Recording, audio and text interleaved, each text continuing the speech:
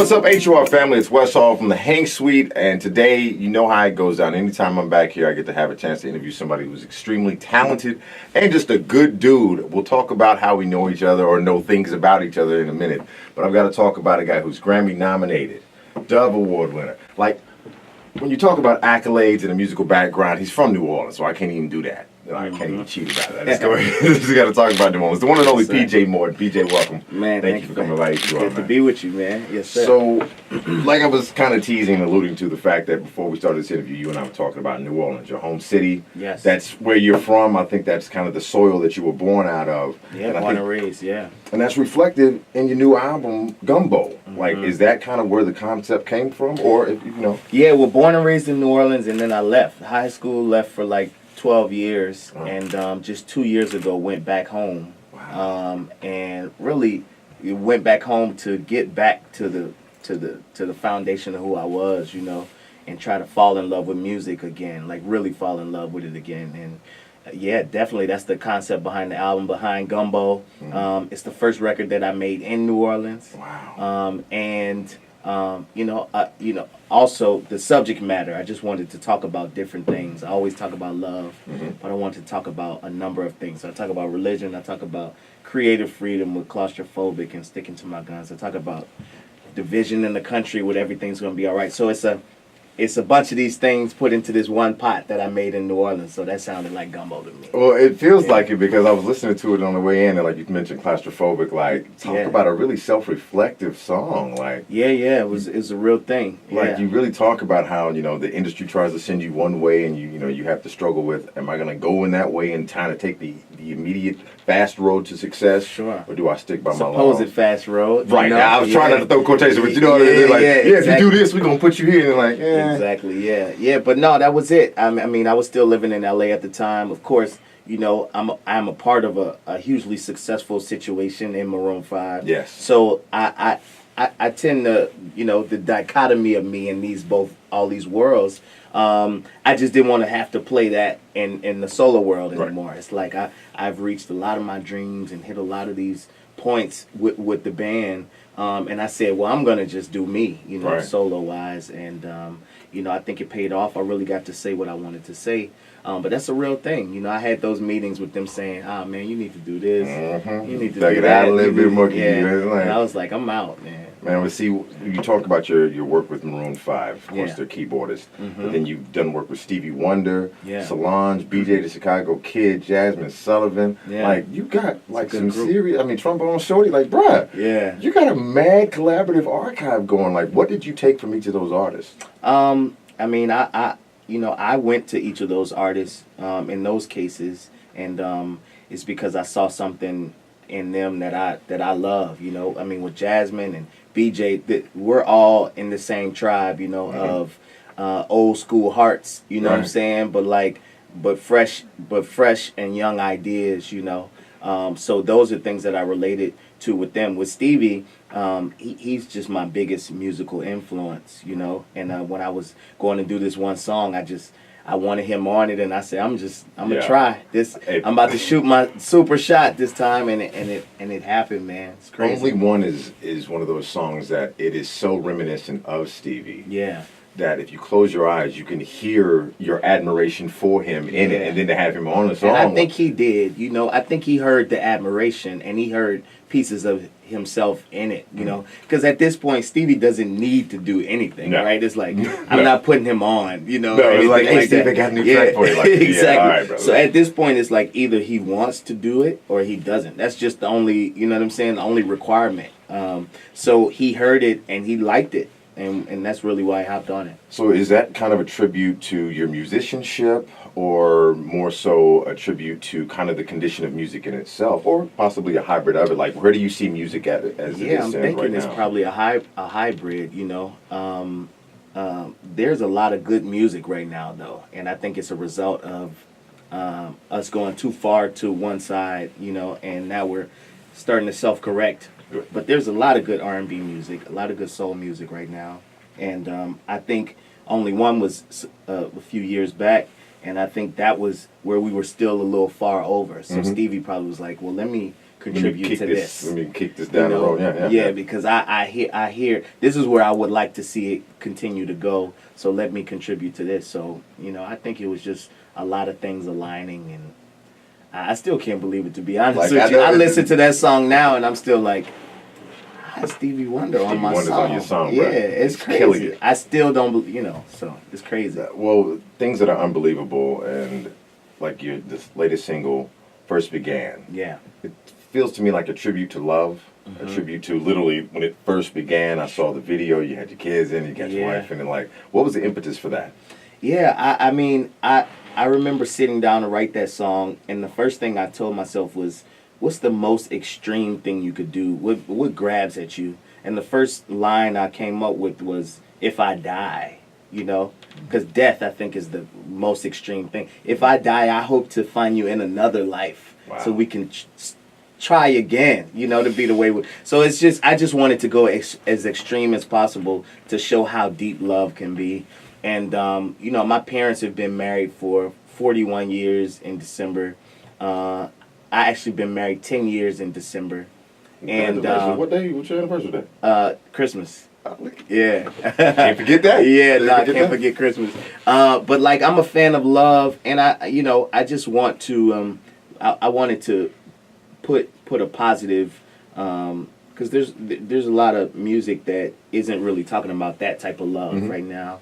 And I just want to, with me, I just always want to be a balance. You know what I'm saying? If you're talking about this, let me also offset it with this. And I just think that it is a really pure form of love in that song. Like, that's a really sincere form. What was one of the things that you saw in the video? You had Omari Hardwick in there, you had Sterling K. Brown in there. What was it like reaching out to those guys to have them contribute their talents and presence in your video? Yeah, well, they're giants in their field right now. Like, Omari Power is like the biggest show, and This Is Us with Sterling is the biggest show. Even Tamara with The Real. Yes. But we actually picked them based on people who have been through things in relationships and still continue to be strong. Right. Because when you've been together that long, then you've been through some real things, and you know what it is to have to restart and first go to the beginning to restart and get back to where you are, to reignite whatever. Right. So while they're huge stars, the first requirement or the prerequisite for them was like, man, they're in some real relationships, and all of them, man, are just beautiful people, and I was honored that they were down to be in the video. So you were seeking authenticity. Absolutely, yeah. First, and then it's like it was a plus that they are also it's on the biggest shows in the world. You know what I'm saying? That's the cream on the crop. So when you talk about being successful in their own right, you can't deny your own Grammy nominations for Gumbo. Word. First Began, Grammy nomination. Like, how does it feel to know, like you said, this better piece of art of self-expression being acknowledged like that? Yeah, I think this one meant the most, because Only One with Stevie was also nominated some years back. But you know what? First of all, the fact that it was the whole album nominated meant a lot to me, because this body of work as a whole is how I wanted it to be presented. And then First Began being one of the first songs, that and Claustrophobic came first, when I was in this huge writer's block and couldn't write any songs, and moved from LA back to New Orleans to just like just free myself and get back to it. For First Began to be nominated was like, man, it just was like a pat on my back to let me know, man, you got back to it, and people noticed, which is, all you can really ask for. Because my approach this time was, man, I'm gonna just make what I really want to make, and I just gotta hope that people are into it. Because if they're not into this one, you ain't gonna be into me at all. They're not into me. This is really me. So you know what I'm saying? Because I wasn't being strategic this time. So the fact that people bought into me, it means a lot, man. So what advice would you give to either newer artists, younger artists, those who haven't necessarily had the profile that they're seeking yet? What advice would you give them for trying to find their voice and create a project like Gumbo? Yeah, well, I think finding the thing that makes you different is the challenge, and the work. That's the real work. Is like what makes me different from the next person, and really hone in on that thing. That whatever makes you weird, or what makes you different, what makes you sound different from the next person. Because the thing that's going to give you longevity is the fact that people have to come to you for that thing. It's like, oh no, I want that. You know what I'm saying? As opposed to if you're doing what's hot at the time, or, you know, trying to sound like someone else, then they're gonna go to the original when they want that. Right. You know what I'm saying? So I would say hone in on that thing that makes you different, and really that's what takes the time, but it's the biggest payoff. The biggest payoff. Yeah. So looking at your work with Maroon 5, obviously more of a pop sound. You're playing keys. You got Adam, and then you did the track Heavy with them. Like, sounds phenomenal. Yeah, thank you, man. Really love the chord progression on it, but that's just the musical nerd in me. Right. But how much of an influence on your music has it been having such a diverse background in that? Because a lot of people tend to stay in one lane. Like, if you do trap, you do all trap. If you do R&B, you do all R&B. Yeah. But to have a background that crosses over into that top 40 pop sound and then bring it over, what was that like? Yeah, I think for me, I've always been influenced by a lot. Like as much as it was Stevie there, it was the Beatles, and it was James Taylor. I always listened to a lot of different music, and I think, no pun intended, but the gumbo of who I am, you know what I'm saying, Right. is because of all of that. But I like to kind of keep those things separated. I mean, I learned, I've learned, because we've been successful, Maroon 5, with like hits on the radio. Right. I think I've unconsciously taken some of those things that I know connect with people. But to be honest, when I'm creating now, I try to forget all of that stuff. So it may be in me somewhere, but I'm not strategic anymore with that. You know, it's just like I'm gonna just do what I feel. But I think all of that life and all of that experience and the growth with the band has unconsciously given me jewels. You know what I'm saying? So if I'm not mistaken, you were a Morehouse man, right? Yes, sir. So Yes, sir. how was the influence being down in Atlanta at the AUC at the house Oh man. on you as a musician and as a person? I mean, some of my best years at in the AUC at Morehouse. Just seeing all of those beautiful, successful, intelligent black people being amongst your peers that way, and it gives you a certain confidence and a certain air, you know what I'm saying, knowing that, oh man, there's people like me all around the world thinking like me. But also musically at that time in Atlanta, with LaFace being, being popping at that time.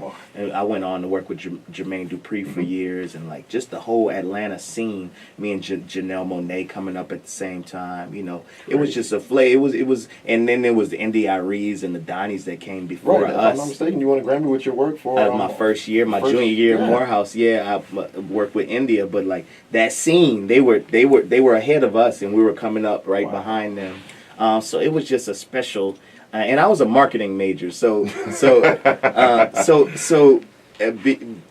becoming an artist, I took that stuff too and kept that with me on how to present whatever I'm presenting. You know, so I'm so happy that I went through with that and finished at Morehouse, because I used to feel like I was missing out on a bunch of things. I would get calls for tours.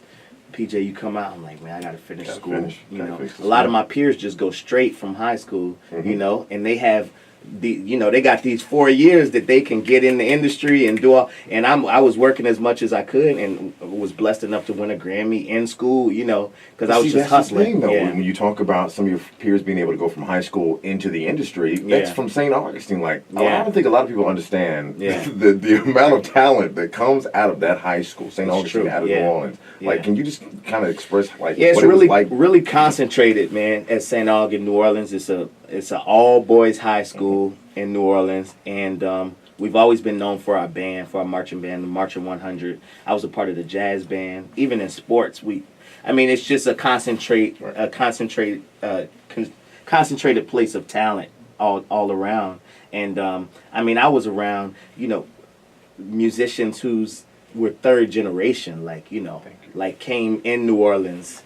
Yeah. Off the boat, you know what I'm saying? Like literally playing, literally one of the over. first generation of American forms of music, you know. So it's worn like a badge of honor there in New Orleans. And a lot of my peers, man, like I say, just went on to do amazing things, you know what I'm saying, all around. That is tremendous. So here at Howard's campus, Chadwick Boseman came back and gave the commencement speech. And of course, people were like, this is so great to have him. How important do you think it is for those who have gone on and either graduates or spent some time at the school to come back and make appearances or contribute back to the students that are currently attending? Yeah, I mean, I think it's really important. By the way, Howard was my next choice after Morehouse. Oh, wow. Yeah. But I only applied to Morehouse, so thankfully I got in. Oh, but no, I think it's very important. You know, like at Morehouse, they talk about, you know, Martin Luther King and all these guys who were years away from us. Yes. But it was cool when Spike Lee would come to school and talk to us, because it's like, oh man, I could touch him, I could feel him.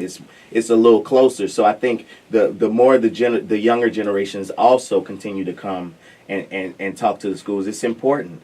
Just because humans are visual people, so it's like, oh man, that's real. Right. Now that I see that, all right, That's I'm good. I can go. You know. So you talk about the realness of something. How can people really get their hands on your music right now? Well, it's digitally everywhere. Online. My website is pjmortonmusic.com. And we got vinyl on there, and we got old school CDs on there, and a bunch of merch on there, and at PJ Morton on all social media. But I'm around, man. Man, thank you so much for coming in. This was fun. Yeah, like, man. It seems like we probably could. Like we could talk forever, and I promise you that when we stop this, I'm going to keep talking for real. Doubt, PJ, thank you so much for coming in. Anytime you want to come by WHUR, you know you're always here. Thank you, man. And I appreciate the love, man. Much love. See y'all next time. WHUR.com, the one and only PJ Morton. Peace. Peace and love.